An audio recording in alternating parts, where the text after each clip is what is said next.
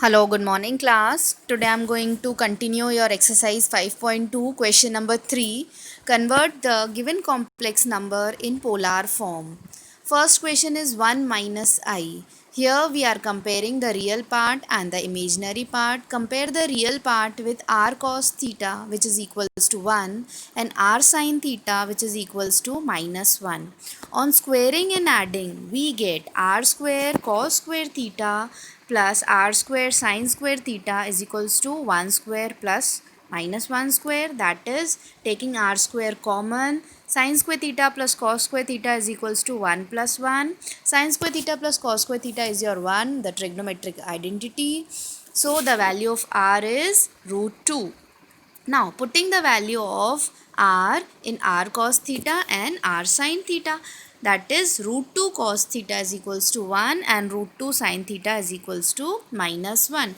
Cos theta is equals to 1 upon root 2 and sin theta is equals to minus 1 upon root 2. Here we see that the cos is positive and the sin is negative. So the theta lies in the fourth quadrant and the theta value is minus pi by 4. Now, so 1 minus I can be written as r cos theta plus I r sin theta, that is root 2 cos minus pi by 4 plus I root 2 sin minus pi by 4. Taking root 2 common, cos minus pi by 4 plus I sin minus pi by 4. This is the required polar form of the given question.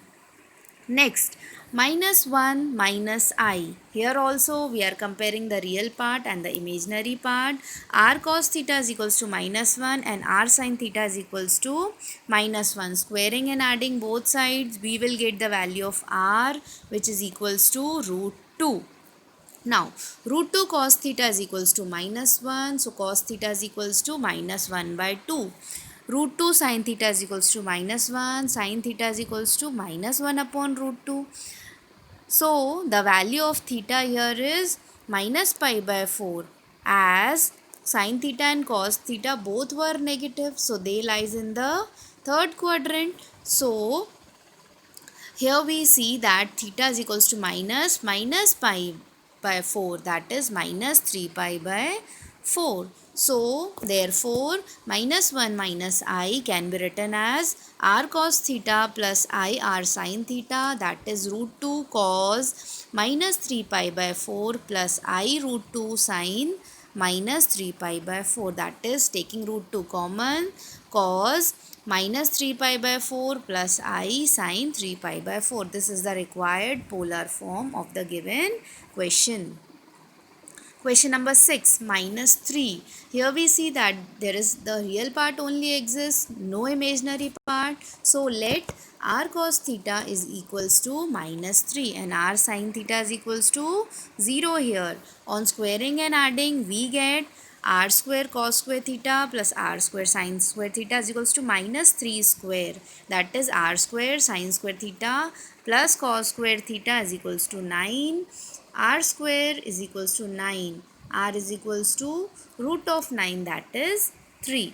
Now 3 cos theta is equals to minus 3, cos theta is equals to minus 1 and 3 cos sin theta is equals to 0. So sin theta is equals to 0 here. So the value of theta is pi. Here sin theta is 0 and cos theta is minus 1. Therefore, minus 3 can be written as r cos theta plus I r sin theta, that is 3 cos pi plus I 3 sin pi. Taking 3 common, cos pi plus I sin pi. This is the required polar form of the question. Question number 8. Only imaginary part I is given. Let r cos theta is equals to 0 and r sin theta is equals to 1. Clear hai? No. Now, on squaring and adding, we get r square cos square theta plus r square sin square theta is equals to 1. Now, sin square theta plus cos square theta is your 1, trigonometric identity. R square is equals to 1. R is equals to root of 1, that is 1. So, cos theta is equals to 0 and sin theta is equals to 1. Theta is equals to pi by 2. Writing I in the polar form as r cos theta plus ir sin theta, that is cos pi by 2 plus I sin pi by 2. This is the required polar form of the given expression. Listen students, if there is any doubt in this video, ask me. Today exercise 5.2 is completed. Do complete your copies and send it to me. Thank you class.